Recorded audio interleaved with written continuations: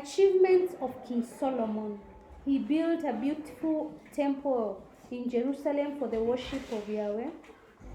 He became famous for his wisdom through settling disputes amicably.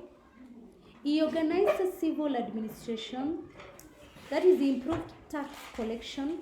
He developed trade with neighboring nations. He received tributes from conquered nations, thus enriching his kingdom. He built a strong army to maintain peace.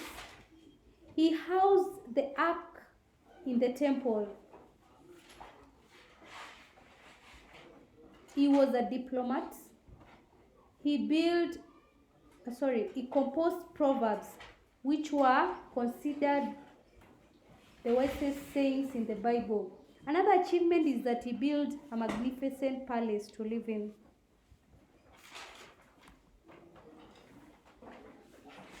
Question 3b.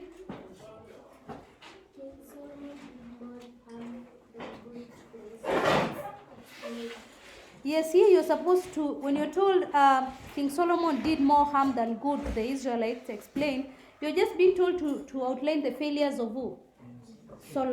King Solomon. He built places of worship for foreign gods. He worshipped other gods, for example, Baal. He was oppressive. He used forced labor. That's why we are saying he was oppressive. He was exploitative. He taxed the Israelites heavily. He committed murder by killing his half-brother Adonijah. He was extravagant and careless. He was selfish. He used more years to build the palace and only 7 years to build the temple. He made treaties with other nations. He married foreign wives. He sold part of the land of Israel to the king of Aram of Tyre. Question 3c.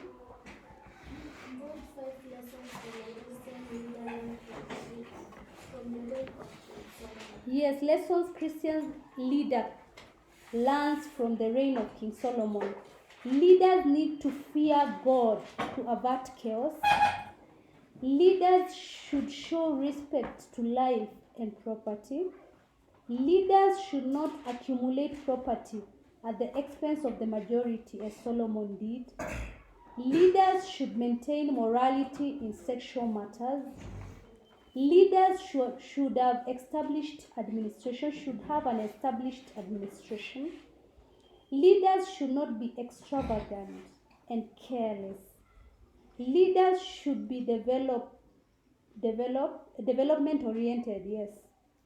Leaders should consult their citizens before undertaking any project or before making decisions. So they should consult their citizens. Leaders should treat all the people equally, whether they are rich or poor. Leaders should avoid nepotism. Question 4a. Categories of prophets. We have canonical prophets. These are major and minor prophets. Then we have professional prophets. We have early prophets, false prophets, and prophetesses. Question 4b.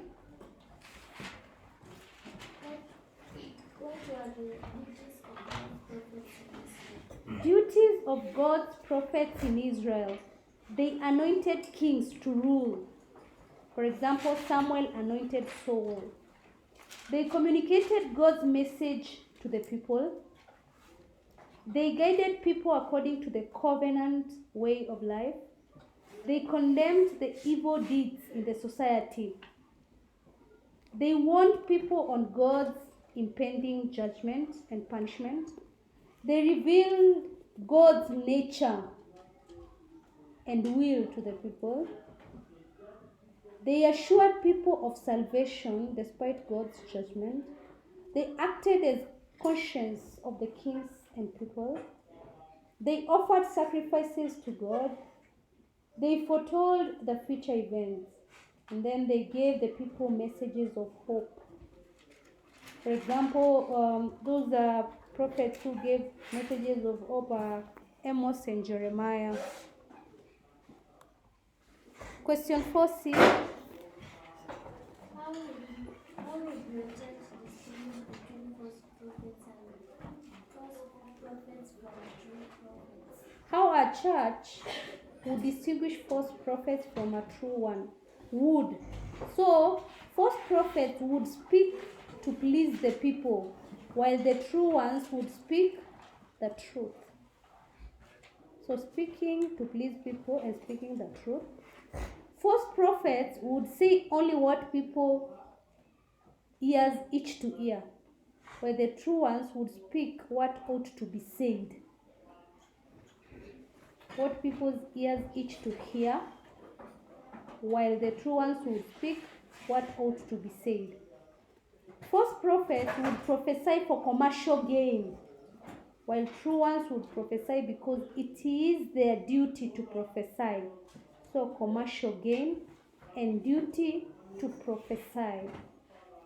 False prophets would be seen to have not received a revelation from God, while the true ones would receive revelation from God through dreams and visions. So not received a revelation from God and receiving revelation from God through dreams and vision. False prophets may not acknowledge God in their work, while true ones will acknowledge God in their work. False prophets impose their ideas and themselves on the people, while true prophets reveal God's message. False prophets disobey God, while true ones are obedient to God's call. False prophets would be very popular with the people due to their falsehood, while true prophets would be rejected or face opposition from the people. False prophet's message is not fulfilled, while the true prophet's message is fulfilled. So you needed 8 points. Question 5A.